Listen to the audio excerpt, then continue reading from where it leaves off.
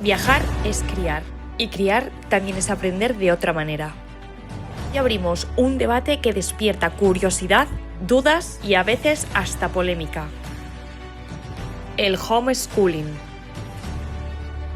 ¿Qué pasa cuando el mundo se convierte en el aula? ¿Cuando las fronteras desaparecen y el aprendizaje no tiene horarios fijos? En este nuevo episodio vamos a hablar de educar en movimiento, de enseñar desde la experiencia y contaremos con testimonios de familias homeschooler.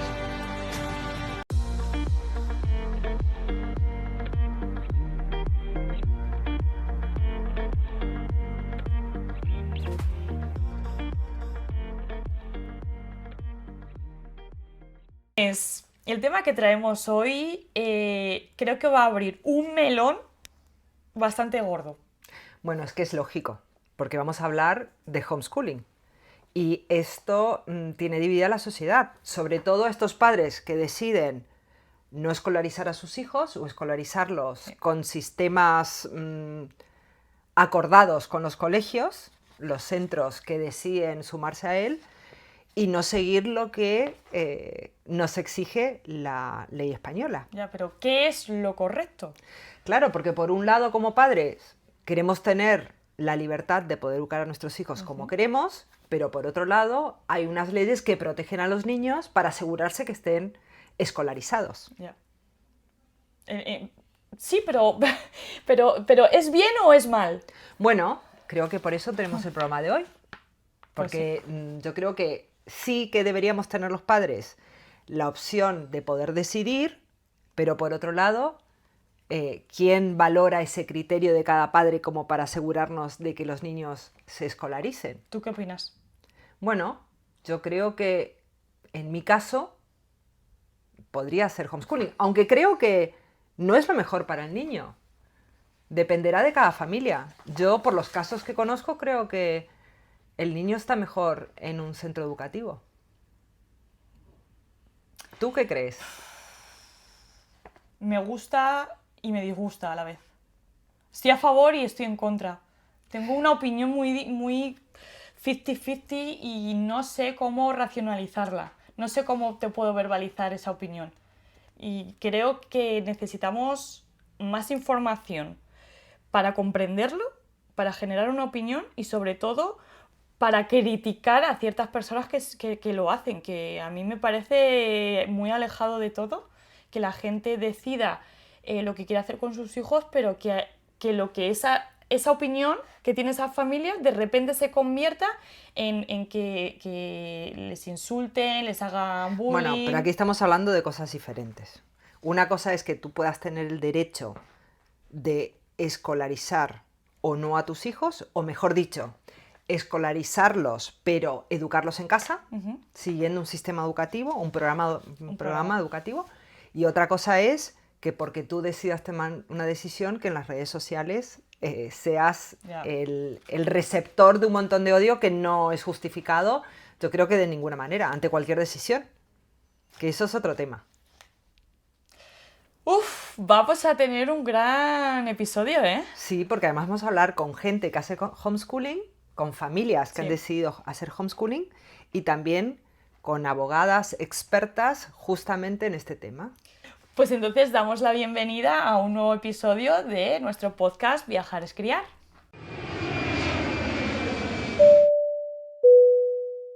Es curioso porque, mira, yo estudié Magisterio de Educación Primaria y hasta el día de hoy que nos hemos puesto a tratar este tema, yo no sabía, te lo juro, que era completamente ilegal en este país. O sea, en España no está permitido la práctica del homeschooling. Y hay muchísimos otros países, como por ejemplo Estados Unidos, Australia, están a la vanguardia de esto. Y no causa ningún tipo de discrepancias en familias, ni en educación, ni nada, porque se permite tanto hacer homeschooling como ir a la escuela. O sea, que es como el mismo programa, ¿no? Como que siguen el mismo currículum educativo. A mí la verdad es que me sorprendió, Natalia, porque yo que he vivido durante 10 años en Estados Unidos, pensé que aquí en España estaba tan permitido como allí. Es más, yo conozco a familias, amigas mías, que por temas laborales trabajan en un sitio y otro y sus hijos hacen esa doble escolarización, pero claro, yo le llamaba homeschooling, pero puede ser que no haya sido así realmente. Y creo que por eso es muy importante en este capítulo hablar con expertos que nos orienten cómo es posible hacer homeschooling sin estar cometiendo una ilegalidad y arrastrando a nuestros hijos a algo así. Claro, es que, por ejemplo, aquí en España la edad obligatoria de escolarización es primaria, que se comprende desde los 6 añitos, hasta que uno acaba la ESO, educación secundaria obligatoria, hasta los 16 años. Entonces entiendo que como es obligatoria en esas dos etapas, pues sea ilegal, pero lo que no llego a entender es cómo no hacen como una especie de, como hacen otros países, en el que se siga el mismo currículum, pero que con las dos vertientes. Es que eso bueno, yo creo que como tantas veces nosotros hablamos en Sapos y Princesas, creo que tenemos que actualizar nuestro sistema educativo.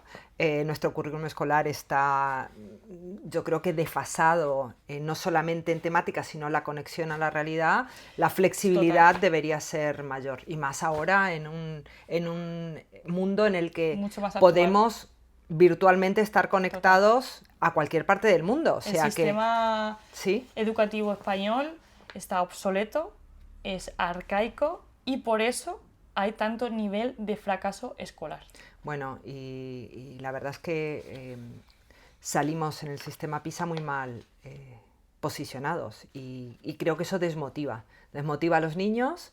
Yo tengo unos amigos, por ejemplo, que se fueron a vivir a Inglaterra, los dos podían teletrabajar, eran ingenieros, los dos de altas capacidades, y tenían 3 hijos también de altísimas capacidades. Qué bueno. Pero aquí el sistema educativo español no le dejaba avanzar más que un curso.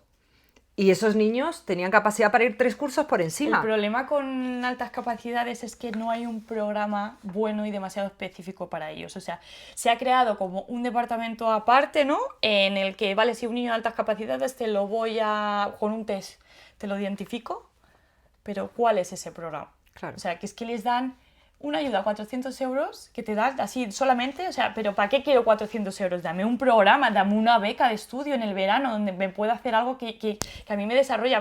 Lo que un niño, por ejemplo, de 8 años, en la clase de mi hija, en primaria, que hay algún niño diagnosticado con altas capacidades, ¿cuál es el beneficio? Si lo único que hace es sacarle del aula con el resto de sus compañeros y hace 2 o 3 clases aparte. A mí eso me parece que no es un avance, o sea, es un retroceso, porque le está diferenciando del resto. No, además yo creo que esos niños al final se aburren, como se aburren desconectan, o se ponen a hablar con el de al lado y a llamarle la atención, porque son niños. Altas capacidades, pero siguen siendo niños. Emocionalmente, claro, son niños. Entonces, quieren divertirse, quieren hacer algo que les motive. Los programas no están muy adaptados. Y es como, bueno, tiene altas capacidades. Bueno, venga, pues vas a robótica. Es que eso no es la solución. O sea, tienes ese beneficio, ¿no? Esa sabiduría. No es subir curso, porque a nivel emocional no estás en ese curso. Los niños tienen unas etapas. La solución no es separarse del grupo. Lo que hay que hacer es replantearse el sistema, y también para el homeschooling. Porque creo que hoy en día, teniendo la posibilidad de poder viajar por todo el mundo y vivir ahí, ¿por qué no? No, y porque los padres, no todo el mundo trabajábamos a lo mejor en un supermercado o en una oficina cerrada en un mismo sitio. Hay mucha gente que se dedica a viajar, porque sus trabajos necesitan viajar. Entonces, se llevan muchas veces a la familia, y allí también está rompiendo un poco por necesidades laborales con el sistema educativo de aquí. Entonces, bueno, yo creo que antes de seguir avanzando con este tema, necesitaríamos reforzar un poco pues lo que viene siendo el homeschooling, y hacer una breve introducción, si te parece bien. Vale. A nuestra primera invitada. A nuestra primera invitada, bueno, que son una familia, ellos son Rubén y Lucía, tienen 2 hijos, hacen homeschooling de manera indefinida, o sea, de momento hacen homeschooling, y tienen un documental súper bonito que os vamos a poner solamente un trocito, está locutado por Alejandro Sanz, y es de verdad muy bonito. Todos intentamos que nuestros hijos sean felices, como si eso fuera una obligación. Pero es algo que no siempre se puede sostener. La vida es una suma de momentos felices e infelices. Pero ser libres, criar hijos libres, es un objetivo muy honesto. Quizá el mejor regalo que les podemos dar son las herramientas para tener la confianza, independencia y personalidad necesarias para celebrar los momentos buenos y llorar sin culpa en los malos. Los primeros años de vida son cruciales en el desarrollo de la personalidad. Es el periodo en el que se desarrollan las herramientas que nos van a acompañar el resto de nuestra vida. En esos años se construyen conceptos tan importantes como el bien y el mal, la confianza en uno mismo y en los demás, la creencia de si el mundo es peligroso o todo lo contrario. Probablemente lo importante no sean los detalles puntuales, sino cómo es la vida del niño durante todo ese tiempo. ¿Quiénes son las personas que tienen alrededor? ¿Cuáles son los estímulos a los que se ve expuesto? Si practica el juego libre o cómo aprende a gestionar las emociones. Todo lo que viva el niño durante esta etapa va a condicionar y definir su personalidad en el futuro.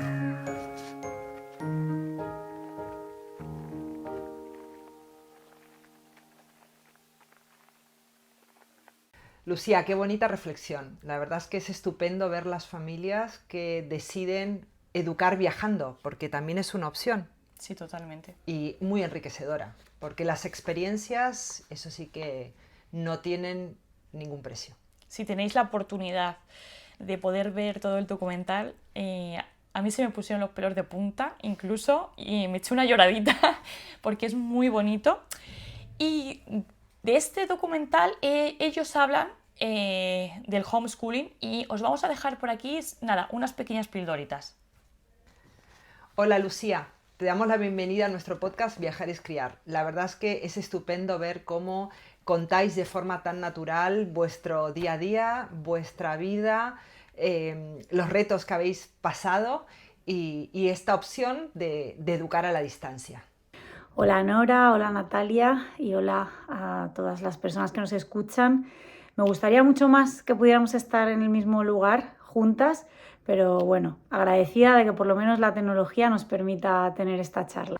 Como hemos dicho, la verdad es que tu historia es muy valiente porque habéis decidido, no solamente un adulto, sino toda la familia, salir de la zona de confort, que yo creo que eso es una apuesta, ¿no? Sobre todo así a largo plazo, dejar trabajos y embarcaros en esta aventura del día a día, de viajar y compartir con vuestros hijos las experiencias de ir probando distintos entornos, distintas comidas, distintos países, todo nuevo. Cuéntanos un poco más cómo ha sido este proceso, porque imagino que os habrá llevado mucho, no discusión, pero sí conversaciones para poneros de acuerdo antes de tomar esta decisión.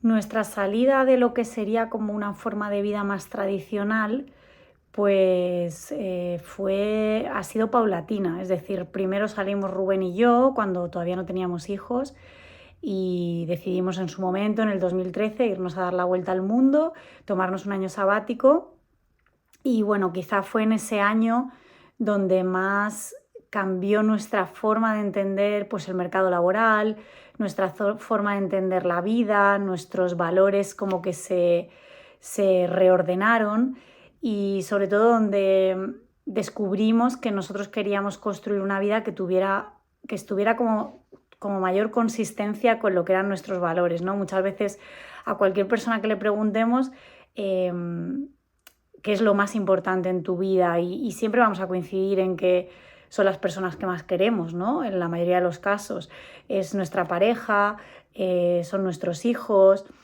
pero al final cuando tú haces un cálculo y tienes en cuenta el cómputo de tiempo, y ya no solo de tiempo, sino de energía, de pensamientos, de actos que a lo largo de un día le das a eso o a esas personas que se supone que son lo más importantes para ti, pues hay muchas veces un decalaje, ¿no? No siempre estamos dedicando el mayor porcentaje de tiempo y de energía a eso que consideramos que es lo más importante de nuestra vida. Entonces, en aquel año sabático, por así decirlo, pues nosotros decidimos que queríamos que nuestra vida estuviera en coherencia, ¿no? en esas dos como áreas. Y realmente fue así como lo hicimos, ¿no? Fuimos poco a poco, primero lo hicimos nosotros, empezamos, por aquel entonces todavía no se oía mucho el tema del teletrabajo, pero empezamos a virar de lo que era nuestro trabajo que dejamos en su día en el sector de la publicidad, y empezamos a dedicarnos más dentro también del sector de la comunicación, pero más centrado en lo que eran los viajes, ¿no? Que era donde nosotros nos sentíamos súper cómodos y nos habíamos dado cuenta que estábamos muy a gusto, ¿no? Que era un estilo de vida que nos enganchaba y que nos aportaba a muchos niveles, ¿no? Sobre todo que nos traía mucho equilibrio, que nos traía mucha estimulación, que nos hacía pues estar muy activos físicamente, conocer otras personas, o sea, como que nos aportaba muchos beneficios que van más allá de algo físico. Yo diría que fue un descubrimiento del viaje como un espacio de transformación y de crecimiento personal. Supongo que como pareja, previamente cuando tomasteis esta decisión, pues también os tuvisteis que enfrentar a ese momento cuando llegó vuestro primer hijo, Coque. Entonces, ¿cómo fue? ¿Cómo recibisteis esa noticia? ¿Realmente os planteasteis que esto ya no podía seguir, como que tenía fecha de caducidad? Bueno, ahora ya sois una familia de 4. Coque tiene edad de estar escolarizado según el sistema educativo español. Y vosotros habéis decidido seguir viajando. Cuéntanos cómo hacéis para poder cumplir con esta obligación. ¿Lo hacéis a distancia? ¿Cómo lo estáis resolviendo? Pues esta es una respuesta complicada porque hay muchísimas familias homeschooler y muchas realidades diferentes. Hay familias que han llegado al homeschooling porque han probado el sistema con sus hijos y han visto que no ha funcionado.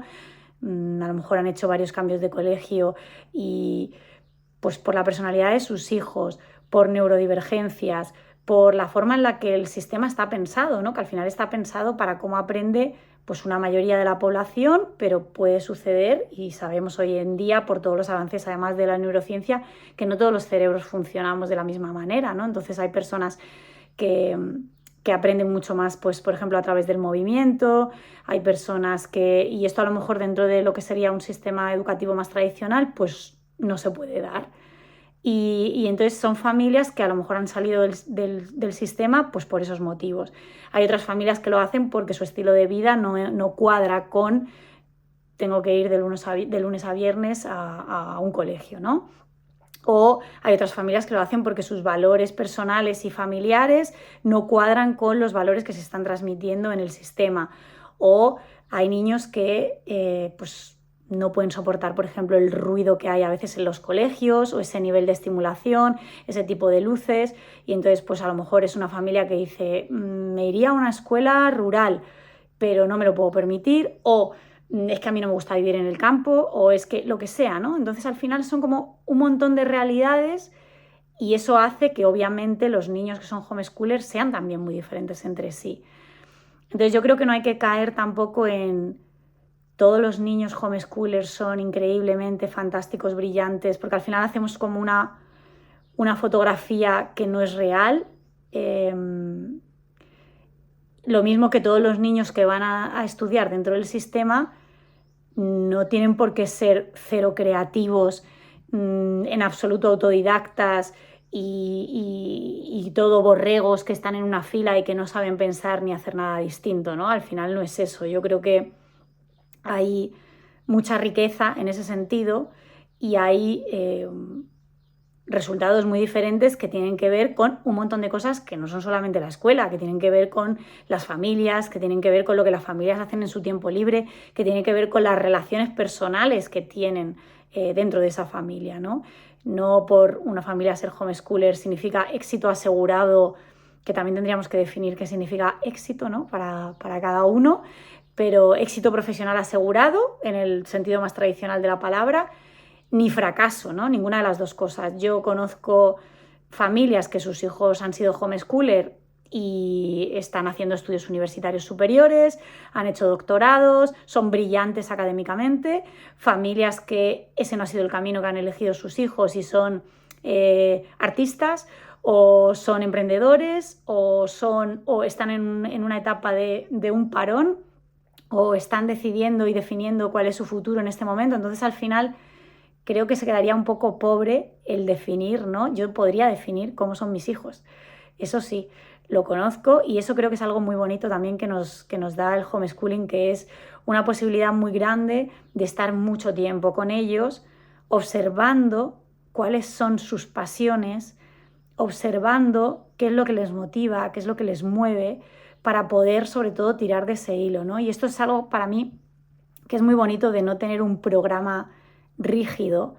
Pues por ejemplo, ahora mismo uno de los intereses de mi hijo mayor es la física cuántica, y puede dedicar, física cuántica, el dibujo, puede dedicar mucho tiempo en el día a investigar. O sea, no hay un timbre que dice deja ya el libro de física y ponte con otra cosa porque ahora viene otra asignatura, ¿no? Es que ahora mismo estoy a tope con esto, ¿no? Y me interesa muchísimo.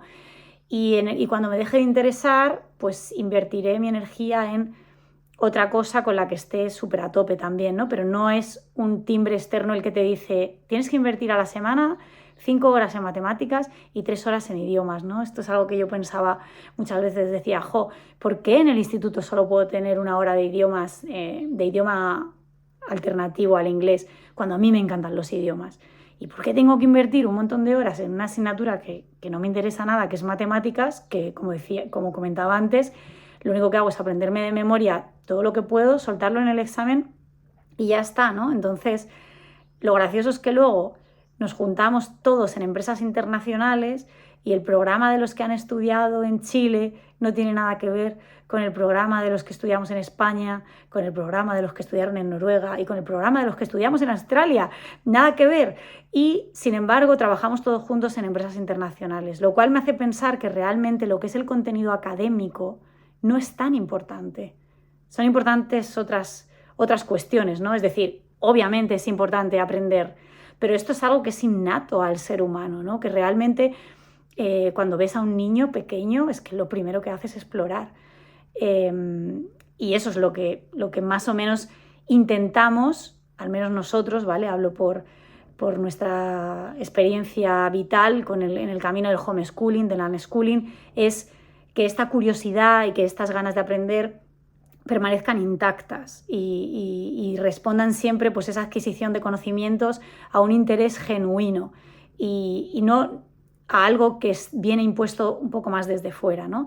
Y lo que vemos es que los conocimientos básicos van llegando, porque los conocimientos básicos, además, a día de hoy, en un mundo en el que tenemos muchísima capacidad de obtener información por un montón de vías, llegan, ¿no? Es difícil hoy en día que un niño no quiera aprender a leer porque está teniendo impactos de letras por todas partes, ¿no? Y al final quiere entender lo que ponen en los sitios. Es difícil hoy en día que un niño no tenga interés por comunicarse en otros idiomas porque está recibiendo impactos de muchísimas familias que se mueven, compañeros de clase que son de otros países, lo está oyendo en el supermercado, en el cine, en todos lados hablar en varios idiomas, ¿no? Ya no tenemos un mundo mucho más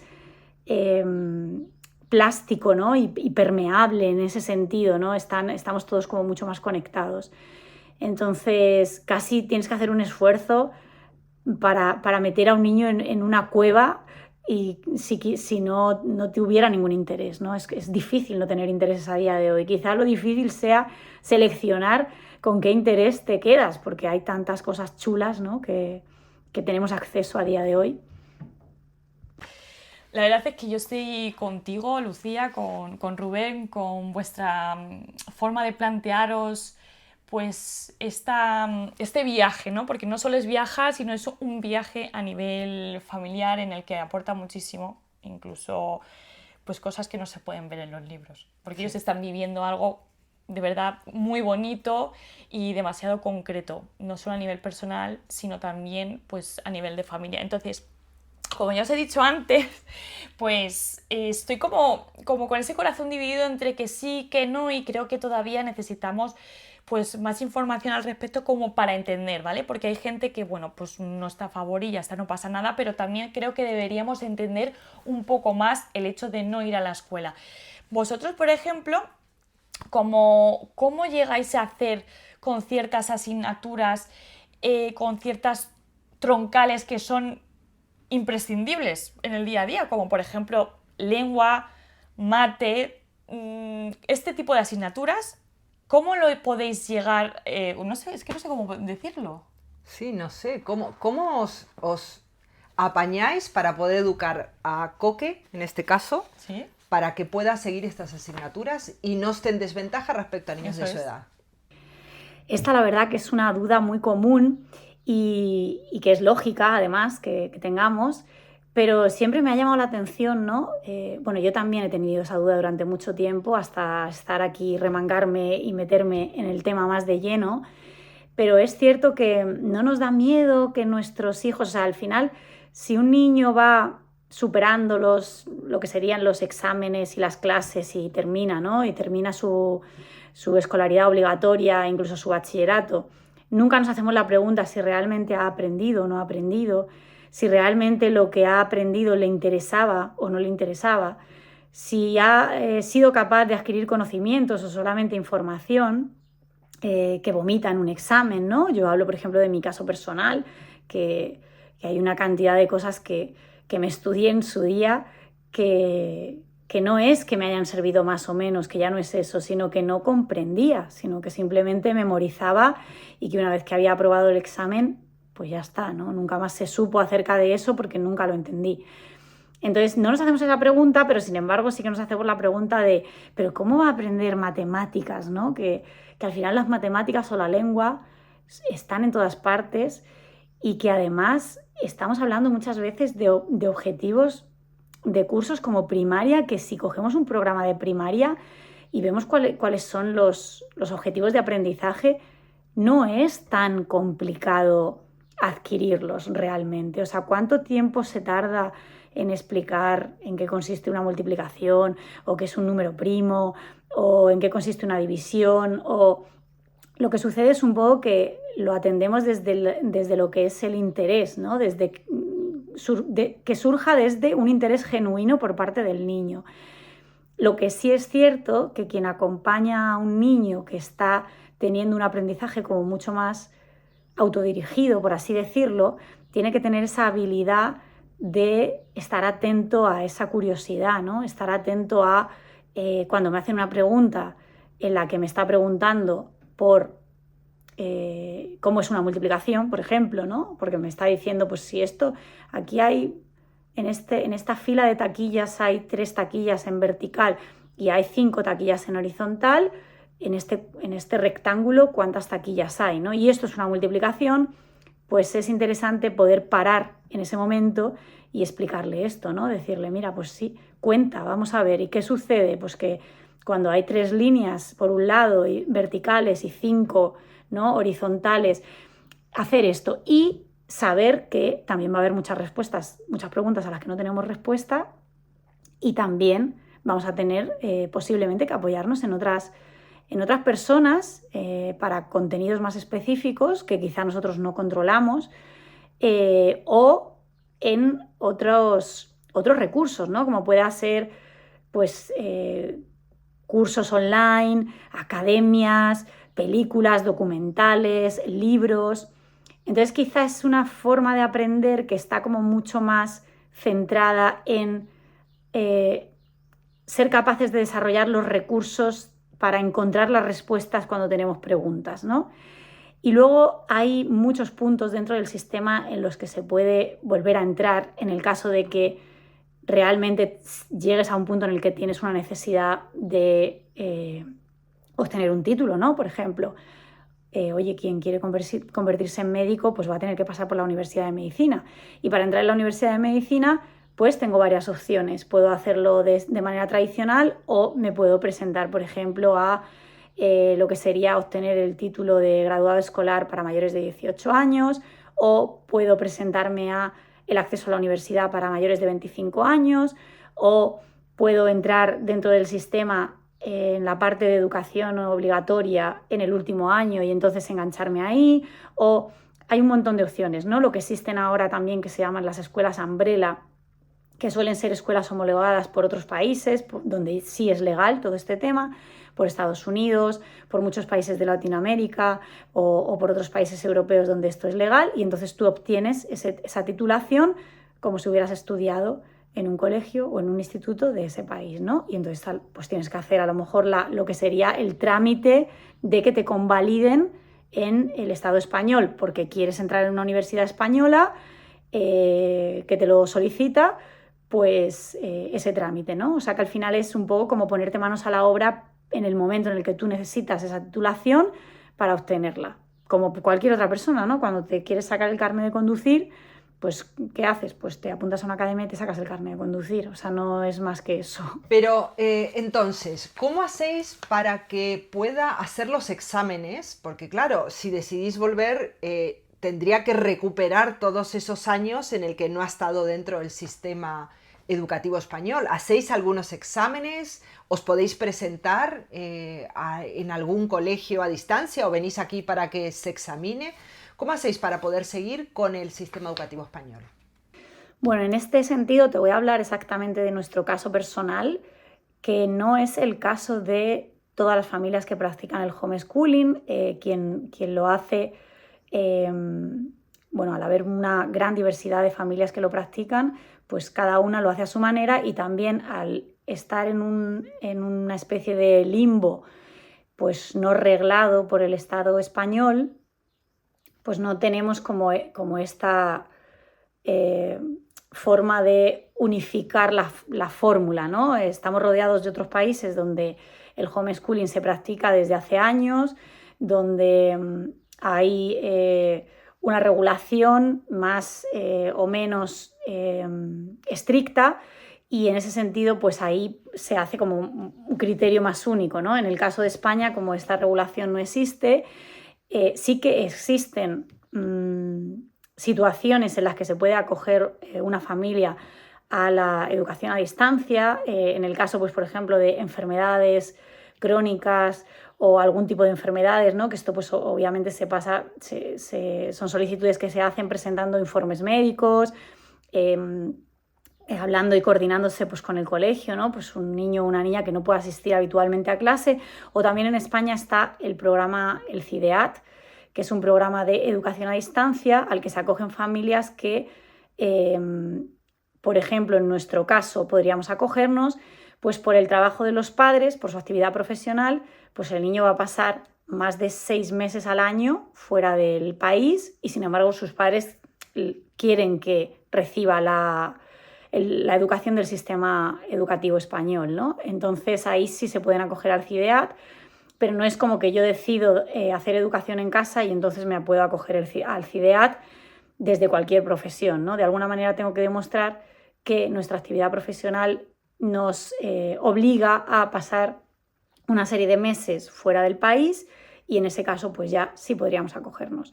¿Nosotros qué es lo que hacemos? Nosotros somos un ejemplo de eso. No pasamos más de 6 meses dentro de España por nuestro trabajo. Acompañamos a familias en viajes, en lo que llamamos viajes en tribu.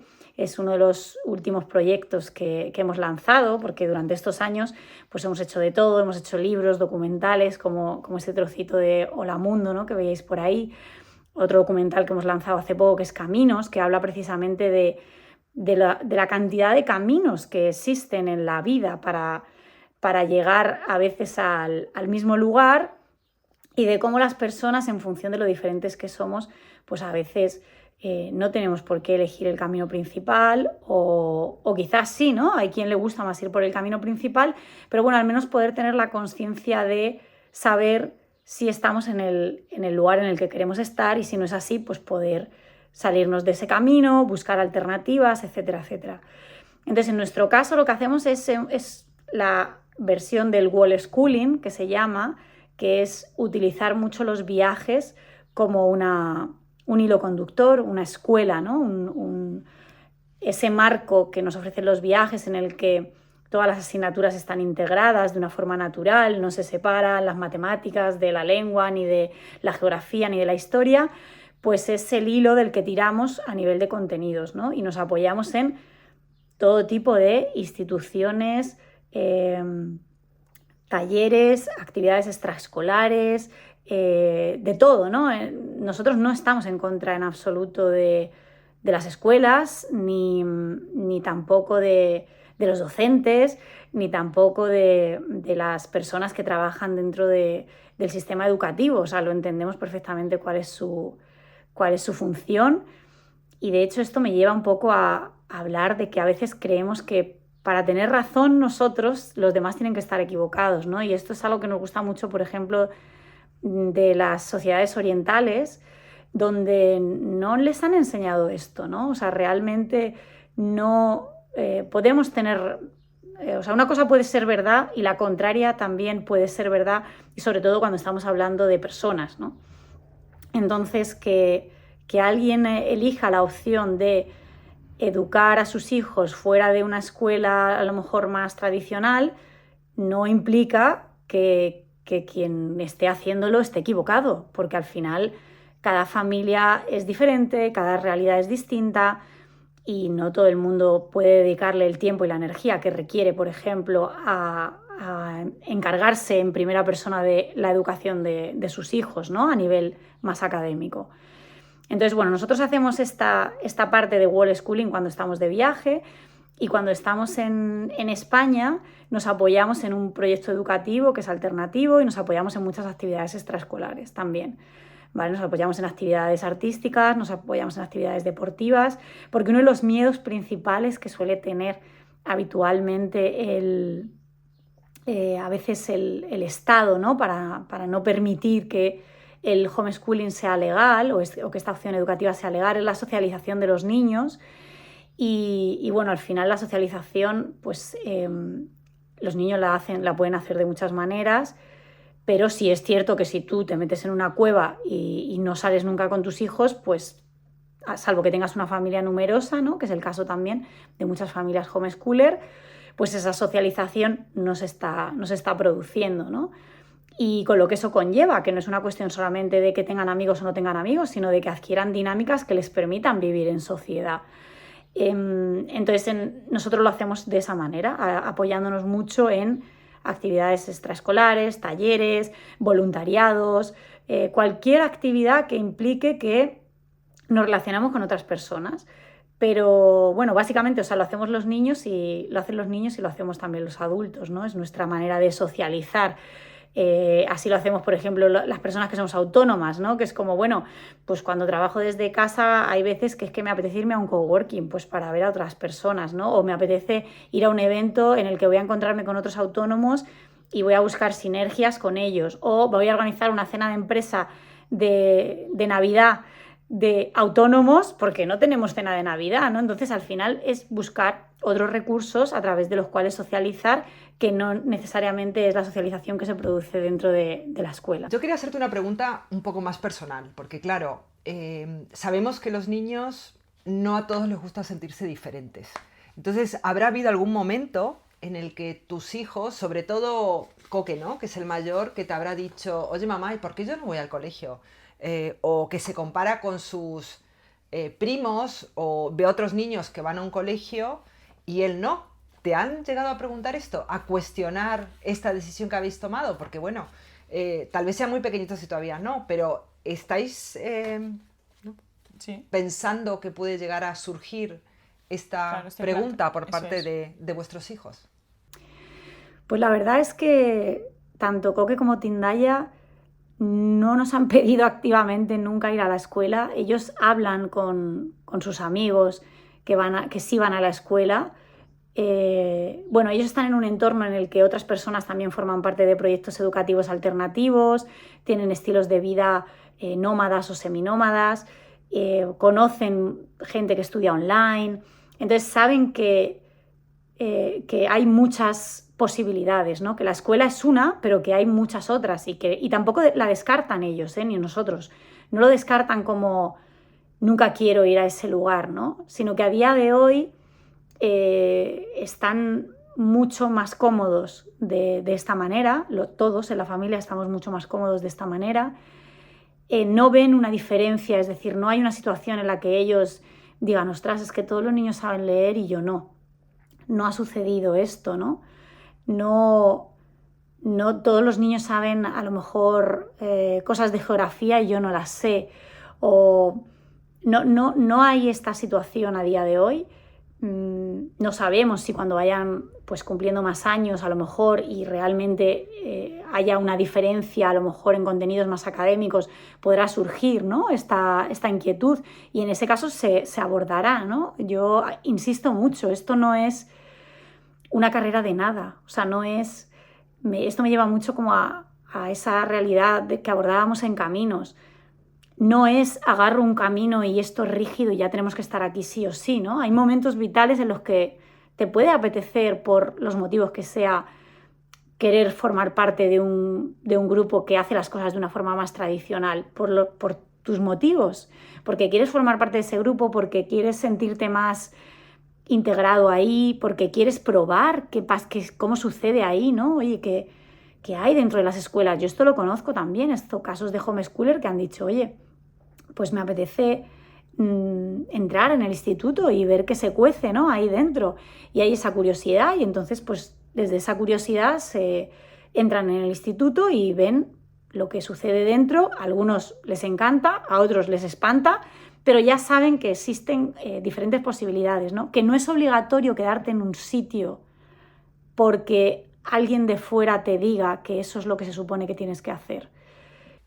Otra pregunta, ¿qué consejos darías tú a las familias que se están planteando hacer homeschooling y todavía no se han atrevido a dar ese paso?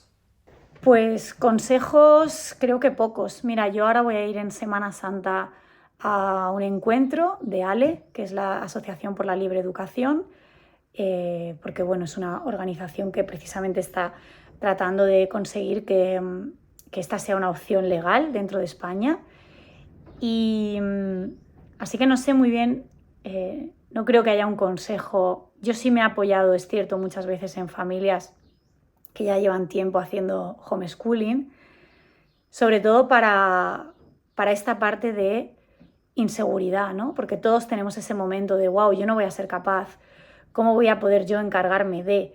¿Cómo voy a enseñarles a mis hijos a?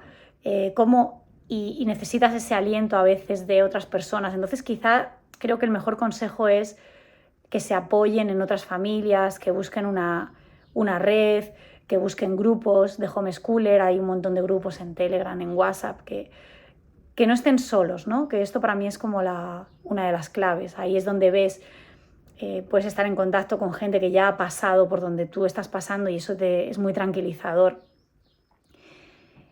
Y sí, creo que sería el único consejo que podría dar.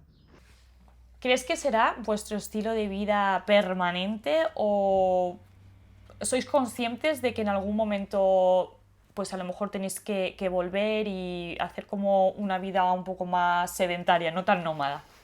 Para siempre es una palabra que se nos queda muy grande, la verdad.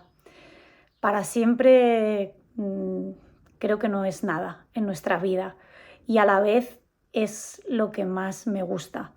No me gusta saberme el final del libro, la verdad. No me gusta saber cuando alguien me pregunta ¿dónde crees que estarás dentro de 10 años? No lo sé. No tenía ni idea que hace 10 años que iba a estar aquí, la verdad. No tenía ni idea que iba a estar haciendo homeschooling, nunca. Nunca me lo hubiera imaginado, ¿no? Y creo que eso es lo más guay para mí, de este estilo de vida. Entiendo que a muchas personas les parezca catastrófico, ¿no? O sea, ¿cómo? Que no sabes qué te va a deparar el futuro, ¿no? En los próximos 5 años o 10 años.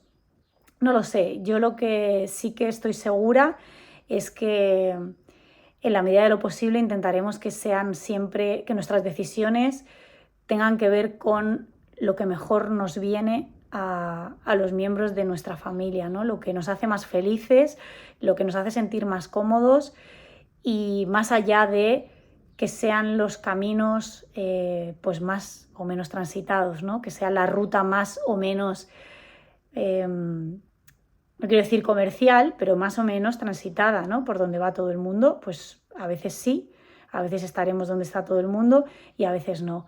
Y entonces no lo sé, tendremos que hablar dentro de unos años entonces otra vez de dónde estamos. Espero que vosotras sigáis haciendo el podcast y tengáis ganas de invitarme otra vez. Bueno, Lucía, muchísimas gracias por este tiempo que nos has dedicado, por abrirte hacia todos los que nos están escuchando y viendo, y también abrir el corazón de tu familia compartiendo esto con nosotros. La verdad es que nos ha encantado pues, que pudieras estar aquí y nos brindaras con vuestra experiencia. Y la verdad es que también los 2 documentales que tenéis tienen muchísimo trabajo, son enriquecedores y seguro que a las familias les ayudaría un montón si lo vieran.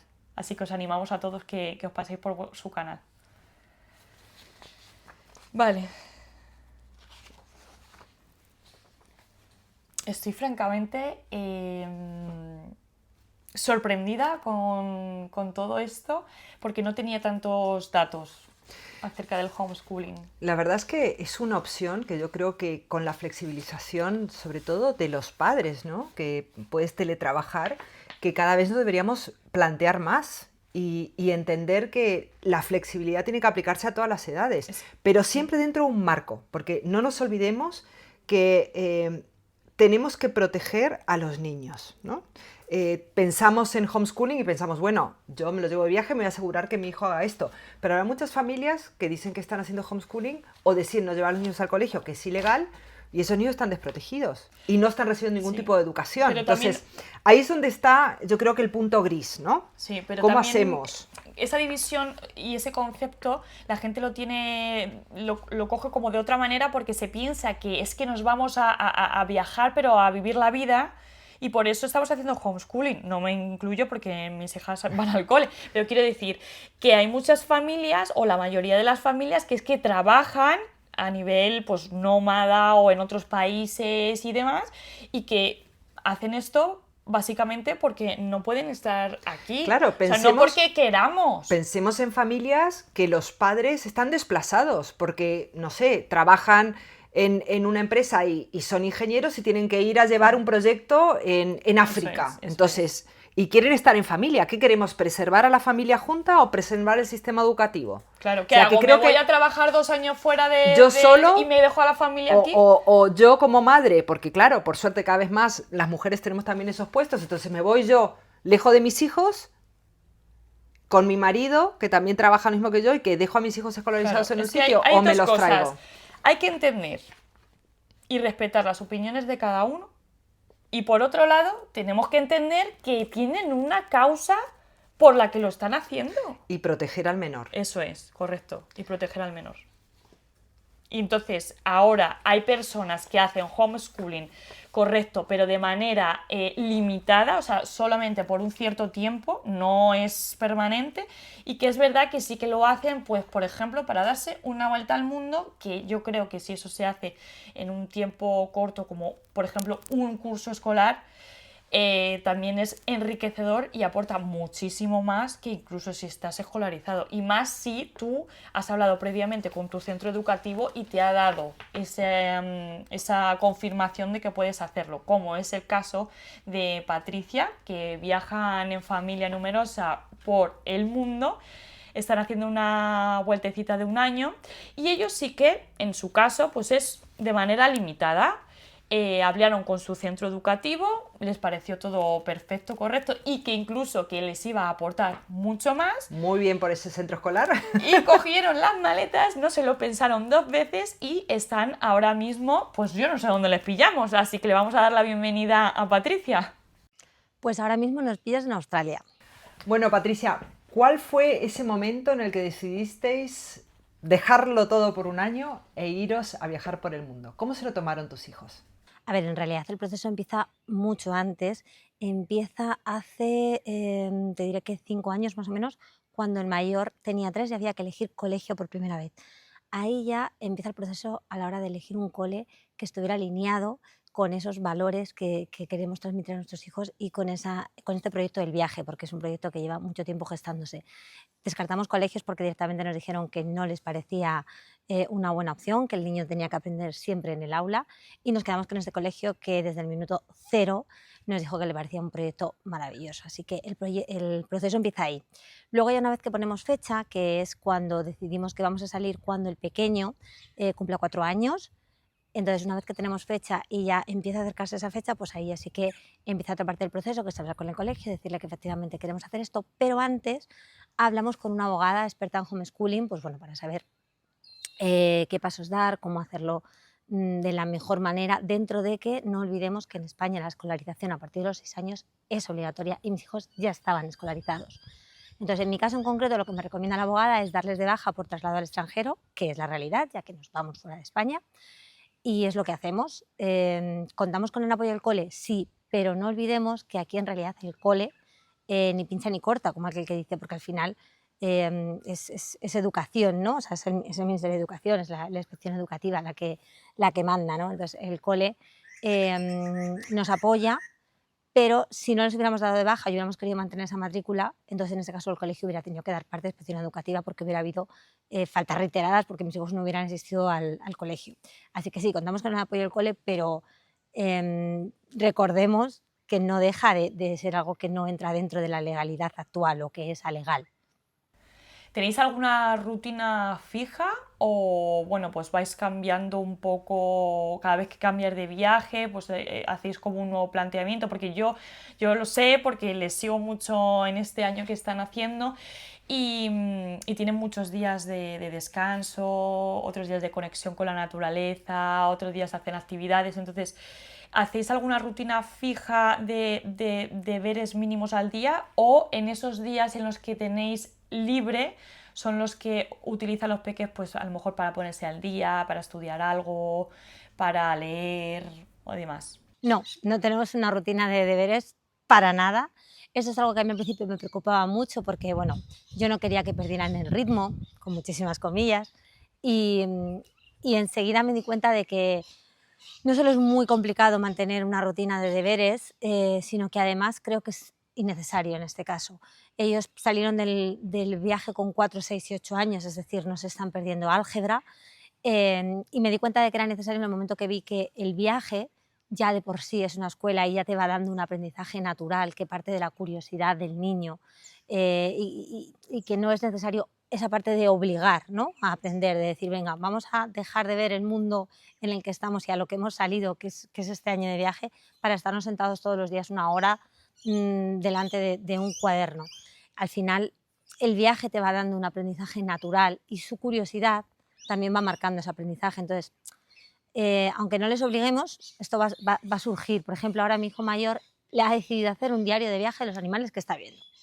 Pues maravilloso, porque él ha salido de él y él solo está investigando en qué hábitat viven, qué tipo de animales son, cuál es su alimentación, cómo se reproducen, y ha surgido de su curiosidad natural. O mi hija mediana, por ejemplo, está practicando inglés una barbaridad sin que nadie le haya dicho nada porque claramente le gusta, le sale de manera natural y se pone a hablar con todo el mundo en inglés. Entonces, pues ya queremos perfeccionarlo y es otro aprendizaje que se da sin necesidad de esos deberes, ¿no? Además, una reflexión que yo también hice es, jolín, ¿por qué les voy a obligar a estudiar, ¿no?, como de manera académica cuando se van a pasar el resto de lo que les queda de infancia y gran parte de su juventud estudiando por obligación?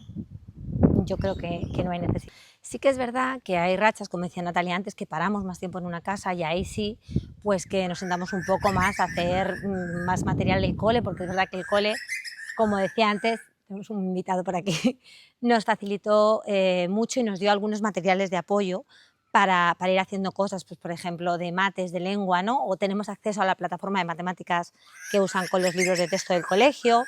Entonces sí que es verdad que cuando nos sentamos vamos haciendo esas pequeñas cosas, bueno, pues más que nada para que cuando ellos vuelvan a incorporarse, pues haya hitos importantes haya cosas importantes que tienen que saber para poder seguir el curso, que no vuelvan con ellas sin saberlas, ¿no? Pues yo qué sé, dividir, pero al final son cosas muy básicas. Por ejemplo, dividir, en el caso del mayor, ya la profesora se lo adelantó el año pasado, o sea, fijaros si tenemos suerte con el cole, ya la profe le adelantó esos contenidos. O la mediana, pues leer, pues vamos practicando todas las noches la lectura un ratito. Entonces, bueno, pero son cosas muy, muy, muy pequeñitas dentro de todo lo que decimos que enseña el viaje y el mundo como escuela en sí. Bueno, yo soy defensora de las experiencias porque creo que realmente es como mejor se aprende. Pero quería que me contaras tu opinión, que lo estás haciendo con tus hijos, si crees que aprenden más de los libros o de lo que viven. Cuéntanos algún caso o algún ejemplo concreto. Para mí, sin lugar a dudas, el aprendizaje experiencial no es que sea mejor, ¿no?, que el aprendizaje, vamos a llamarlo académico, del colegio, sino que creo que se queda grabado de una manera mucho más intensa en el niño y presta mucha más atención porque lo está viviendo, porque no lo está leyendo en un papel. Entonces, yo creo que sí, que es un tipo de aprendizaje muy diferente. Experiencias, pues por ejemplo, hace poquito, unas semanas en Nueva Zelanda, tuvimos la oportunidad de hablar sobre el cambio climático delante de un glaciar. ¿Por qué? Porque justo se cayó un trozo de glaciar o un pequeño derrumbe y es que fue la oportunidad única para explicar por qué pasa esto, por qué se están deshielando los polos, por qué se caen los glaciares. Y eso surge, o sea, y eso da lugar a una conversación sobre, por ejemplo, el cambio climático. Pues es que eso es un ejemplo clarísimo, ¿no?, de aprendizaje viéndolo delante de ti, ¿no?, en un libro. O luego también, por ejemplo, algo muy curioso es que mis hijos van mandando postales a sus amigos desde distintos puntos, ¿no? Entonces, pues bueno, estuvimos en la isla de Komodo, en Indonesia, viendo los dragones de Komodo y mi hijo le mandó postal a una amiga. Cuando ella la recibió, nos mandó un audio diciendo: ¡ay, qué guay! Yo también sé lo que son los dragones de Komodo porque hemos estado haciendo un trabajo en el cole sobre ellos. Y yo pensé, jolín, fíjate, estoy aquí preocupada, ¿no?, porque tus hijos no pierdan ese ritmo que decíamos antes, y en realidad han aprendido lo mismo, pero de maneras tan distintas. ¿Quién va a recordar más cosas sobre los dragones de Komodo? ¿Qué crees? Yo creo que, igual me equivoco, pero yo creo que igual mi hijo, porque los ha visto, porque ha escuchado al Ranger contar cómo se alimentan, cómo viven, no sé, claramente, bajo mi punto de vista, esto es súper subjetivo, el aprendizaje experiencial es más intenso que aprender las cosas por repetición, que es gran parte del sistema educativo actual. No todo, por supuesto. ¿Habéis notado cambios en la autonomía y madurez de los peques? Pues la verdad que no hemos notado grandes cambios, pero también es cierto que mis hijos llevan viajando desde bebés. Entonces, al final, es algo que han ido adquiriendo poco a poco en cada viaje. Pero por supuesto que el viaje y esta vuelta al mundo está reforzando su autonomía y dándoles madurez en algunos aspectos, ¿no? Pues les está dando madurez, por ejemplo, a la hora de empatizar, del respeto por otras culturas, por otra manera de hacer las cosas, de la observación. También, por ejemplo, estamos trabajando sin darnos cuenta la paciencia, porque hay que esperar a ese ferry que tarda 1000 horas en salir, porque ese trayecto en coche es muy largo, porque hay que estar en silencio para ver animales y tardan mucho en aparecer. También estamos trabajando la frustración. Entonces, todos esos trabajos, ¿no?, que, como decíamos antes, pues puede que se aprendan en el cole, pero no siempre y de una manera muy distinta. En el viaje, volvemos a lo de antes, se dan de una manera natural. Entonces, sí que eso sí que lo estamos notando, esa parte de madurez en todos esos aspectos. Y luego algo también que estamos notando y que es un aprendizaje para nosotros y un regalo para nosotros es estamos aprendiendo una barbaridad sobre nuestros hijos. ¿Por qué? Porque estamos 24/7 con ellos y esto en nuestra vida normal, entre comillas, no se da porque trabajas, hay cole y en realidad pasas muy poquito tiempo con ellos. Es que pasamos muy poquito tiempo con ellos. Entonces, tener el privilegio, con toda la intensidad que conlleva también, de estar 24 horas al día con ellos y contemplarles cómo viven distintas situaciones, cómo resuelven ciertos problemas, cómo se comportan. Vaya, estoy aprendiendo una barbaridad sobre mis hijos. O sea, me estoy dando cuenta de que sabía poco sobre ellos y me está pareciendo fascinante descubrirlo. Entonces, eso es un regalo o un aprendizaje que nos estamos llevando nosotros también del viaje y no solo los niños aprenden. Ya para terminar, queríamos que nos dijeras del 1 al 10 cuál es tu experiencia, ¿no?, de este año sabático que os habéis tomado. Creo que esa pregunta te la tengo que responder, os la tengo que responder cuando vuelva del viaje, ¿no?, cuando se acabe, cuando repose todo lo que estamos viviendo, cuando lo digiera. Porque ahora mismo va todo tan rápido, se está pasando tan rápido en general este año, va tan rápido que no estamos asimilando todo lo que estamos viviendo. O sea, estamos viviendo una brutalidad de situaciones, de experiencias. Hemos hecho cosas increíbles, hemos sobrevolado el Monte Cook en Nueva Zelanda en helicóptero, hemos sobrevolado la barrera de coral, hemos visto animales fascinantes, como decíamos antes, de los dragones de Komodo, hemos hecho snorkel en sitios chulísimos, hemos conocido gente maravillosa, mis hijos han jugado con niños de todas partes. Entonces, creo que todo eso no lo tengo todavía interiorizado y no puedo valorar entonces el viaje de una manera justa y honesta, ¿no? Es verdad que, por ejemplo, ahora cuando hago contenido para redes, para Instagram, y como voy con unos días de retraso, voy viendo vídeos y fotos de días anteriores, digo, madre mía, es que no me acordaba de esto, es que mira lo que hicimos, es que mira lo que vivimos. Entonces la verdad es que está siendo muy bonito. Si tuviera que darte una puntuación, diría que un 8, no le doy un 10, ¿vale? Porque soy súper realista, ¿no? Y no quiero endulzar el viajar en familia, porque es complicado también, ¿eh? O sea, este viaje es complicado a muchos niveles y toca gestionar muchas cosas a la vez. Lo que decíamos antes, estar todo el día juntos, crisis de desbordes emocionales infantiles y de adultos, conciliarlo con el trabajo, con la pareja, no es fácil, no está siendo fácil. Entonces, no puedo darle un 10 porque no es perfecto y eso quiero dejarlo claro, que no idealicemos este tipo de cosas, ¿no? Son muy bonitas, pero no las idealicemos porque luego la gente se lleva unas leches, ¿no? Con las expectativas muy importantes. Entonces le daría un 8, yo creo. Pero lo repetiría, ¿eh? O sea, Oye, no te me vayas, Patricia, quería hacerte una última pregunta. Quería saber, cuando vuelven los niños, ¿ya habéis pactado con el colegio que ellos van a tener que hacer como unos exámenes finales para validar sus conocimientos y así entran al siguiente curso sin problema? bueno, pues ellos no tienen que hacer a priori ningún examen ni nada especial porque el sistema educativo español está obligado a acogerles en el sistema educativo de nuevo en cualquier momento. Al igual que nosotros estamos obligados a escolarizarles, el sistema educativo está obligado a acogerles en cualquier momento. Entonces, bueno, en teoría, nosotros ahora acabamos justo de hacer la matrícula del cole porque, como conté antes, les dimos de baja, con lo cual perdimos esa plaza y ahora hemos tenido que hacer esas 3 matrículas. Cruzamos los dedos para que entren en su cole, que bueno, creemos que sí, pero no las tenemos todas consigo. Entonces, primero hemos tenido que hacer esa matrícula y cuando les cojan, pues en teoría en septiembre empezarán en el curso que les corresponde por edad. Es decir, no tienen que repetir curso ni tienen que hacer ningún tipo de examen para pasar. Recuerdo que hablamos de edades muy tempranas, ¿vale? El mayor va a entrar en cuarto de primaria, que sería ya como lo más de los 3, ¿no? El que va más avanzado. Solo tendrían que hacer un examen en el caso de que de repente los profesores o nosotros mismos como padres viéramos que realmente llevan un atraso muy grande, ¿no? y que no van a poder adaptarse al siguiente curso. Pero bueno, eso creo que no va a pasar. Aparte también nosotros nos hemos comprometido con el colegio a que eso no va a pasar y, como decía antes, a que hay ciertas cosas básicas del siguiente curso que ya van a llevar aprendidas. Esa es nuestra tarea, ¿no? Nuestra obligación también. Entonces, pues bueno, no tienen que hacer nada especial a priori y si todo va bien empezarán en septiembre el curso que viene y volverán a encontrarse con sus compañeros que tienen muchas ganas también. Pues, joder, o sea, Yo creo me está encantando. ¿Te vas a ir tú también? De verdad, muchísimas gracias, chicos, que sigáis disfrutando de vuestra vuelta al mundo. No sé cuántos queda, yo no creo que le queden mucho Hasta tiempo. final porque, de curso, ¿será?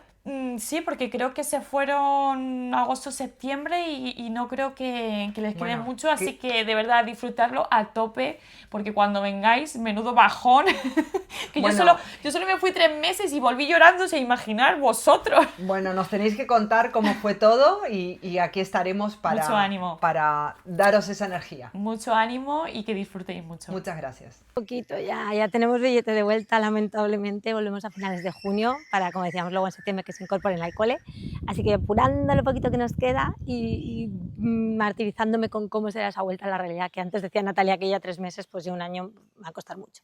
Muchas gracias, chicas, por este ratito, por dejarme contar mi experiencia. Bueno, Natalia, sabes que hay muchísima información en internet, pero nosotros queremos dar fuente fiable, entonces vamos a buscar el testimonio de personas que realmente están haciendo homeschooling y además saben. Bienvenida, Violeta, muchas gracias por estar aquí en nuestro episodio hablando del homeschooling.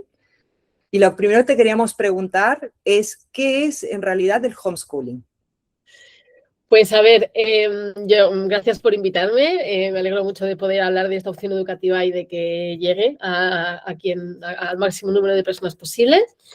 El homeschooling sería, literalmente es educación en casa, escolarización en casa, pero incluye todo lo que sea que la educación, en vez de responsabilizarse y asumirla un colegio, lo asume la familia o el entorno, y se puede configurar de cualquier manera, desde unas familias que funcionan más libremente siguiendo los intereses de los niños y no hay ningún tipo de dirección, de presión, ¿no? Para que hagan un tipo de de contenidos determinados a simplemente hacer lo mismo que en el colegio, pero en casa. Se puede tener de apoyo una escuela online o profesores para asignaturas puntuales. Es como da mucha libertad de hacer lo que quieras y lo que necesiten los niños. Pero sí, homeschooling sería no ir al colegio, vamos. En España, además, lo que se entiende es no ir a un colegio homologado, especialmente. ¿Cuáles son las ventajas de esta opción educativa? Pues a ver, hay muchas ventajas. Cualquier opción educativa tiene sus ventajas y sus inconvenientes, ¿no? Pero cuando se educa en casa, lo más importante es que se puede seguir más los intereses de los niños y respetar más los tiempos, una atención más personalizada, según a lo mejor hay un niño que necesita más tiempo para entender un concepto y menos para entender el siguiente. Entonces, en vez de estar adaptándose a los ritmos de otros 25 niños y la atención de una persona para 25 niños, pues los padres o la persona que está pendiente de ese niño le puede ir dando el contenido según su velocidad de aprendizaje y todo eso, ¿no? También hay menor estrés para las familias porque se vive más de una manera, bueno, pues adaptar los horarios a las necesidades de cada familia, ¿no? Y menos estrés también para los niños muchas veces, ¿vale? Participamos desde una asociación, la asociación ALE, Asociación por la Libertad Educativa, participamos en un estudio con la Universidad Complutense en el que se veía el estado mental de los niños escolarizados y no escolarizados y se veía que había los marcadores de ansiedad, de estrés, todo eso mejoraba mucho en los niños que no estaban escolarizados. Entonces, bueno, al final, como es una atención más personalizada, todo lo que ayuda a dar la atención que cada uno necesita, pues todo eso pues, es beneficioso para los niños en ese sentido. ¿Y es factible hacer homeschooling en España? ¿Y si los niños están viajando? Pues a ver, en España hay muchísimas familias que hacemos homeschooling, ¿de acuerdo? No es una opción que esté legalmente reconocida. No es legal el homeschooling en España, porque no está reconocido legalmente. Pero la regulación es muy ambigua, no está muy claro qué tienen que hacer con nosotros. Entonces, la realidad es que no es legal como tal, pero muchas familias lo hacen, incluso pasando por procesos en los que servicios sociales se entrevistan con las familias, incluso llegando a juicios, y las familias muchas veces pueden seguir haciendo homeschooling. Entonces, bueno, a la pregunta de si se puede hacer, pero bueno, no es legal, ¿vale? Pero bueno, hay muchas familias que lo hacemos y las consecuencias al final son asumibles, ¿vale? No es nada demasiado peligroso ni nada. Y en cuanto a las familias que están viajando, pues en realidad esta obligación de escolarizar es para las familias que residen en España, que residir en España se considera más de 6 meses. En todo lo que esté fuera de España más de 6 meses, pues puedes hacer lo que quieras. Quiero decir, España no se va a meter, ¿vale? Sí que hay una opción para las familias que a lo mejor están viajando dentro de España, ¿vale? O familias españolas que están fuera, pero que quieren seguir con el tipo de educación española para tener su continuidad. Está una opción que es el CIDEAD, que es el Centro de Educación a Distancia del Ministerio de Educación, que eso sí que es legal y está homologado y todo es como un colegio público del Estado online, bueno, online o a distancia. El problema es que los requisitos son muy estrictos, pues eso, para familias que están en movimiento, para niños que son artistas o deportistas de élite que no pueden asistir al centro escolar con regularidad, pues está esta opción, pero te tienen que dar permiso, tiene que haber plazas, porque últimamente además es como que no hay plazas, aunque cumplan los requisitos. Pero bueno, es una opción que existe para las familias que viajan y hacerlo así, seguir con el tipo de educación española. Está el CIDEAD, que siempre se puede pedir y siempre se puede intentar. Pues la verdad es que como última pregunta, a mí me encantaría saber, tú como abogada, ¿cómo acompañas a las familias para que puedan hacer el homeschooling si lo deciden? Claro, pues yo lo que hago principalmente es informar sobre las consecuencias de educar en casa, cómo es el proceso en el que nos podemos ver envueltos cuando se descubre, ¿no?, que no estamos llevando a los niños al colegio y aprender a informar para que tengan esa información clara y puedan decidir con la información, no a lo loco, no decidir pensando que a lo mejor es legal o que es alegal, que es algo que muchas veces se dice o que hay una laguna y entonces de repente encontrarte con un problema de cara que no sabías que podías encontrarte. Entonces lo primero es informar y luego también como que enseño a las familias a gestionar y manejar todo este proceso para que, sobre todo para que quede claro que nuestros hijos están bien y estamos atendiendo a sus necesidades educativas y que esto es una opción educativa que es válida sin engancharnos en peleas que van a ser perjudiciales para toda la familia, ¿no? Entonces un poco pues ese entrenamiento de vamos a tener una situación incómoda en la que nos van a preguntar qué pasa con nosotros y vamos a ver cómo podemos gestionar esto para que, bueno, pues para que quede claro que los niños están bien, para que nosotros estemos bien, para que todo siga tranquilo y tener el mejor resultado posible. Entonces eso es lo que yo hago principalmente como abogada al servicio de las familias que educan en casa en España. Violeta Cuesta, muchísimas gracias por el tiempo que nos has dedicado y sobre todo que nos has aclarado que puede haber una opción, pero hay que trabajarla y estar informado para que no estemos metiéndonos en batallas que no merecen la pena. Muchísimas gracias por acompañarnos. Gracias. Muchísimas gracias a vosotras y nada, un abrazo muy fuerte. Yo creo que al final hemos sacado pues bastante chicha. Creo que hemos podido generar una opinión personal y nos ha quedado un poco más claro el concepto, que era lo que veníamos a hacer aquí, ¿no? Aclarar un poco el concepto de homeschooling y sobre todo, y súper importante, que por favor respetemos las opiniones y las decisiones de cada padre y de cada madre. Cada familia es un mundo y educar es algo muy personal. Exactamente, y no sabemos nunca la razón por la que están haciendo o tomando esas decisiones.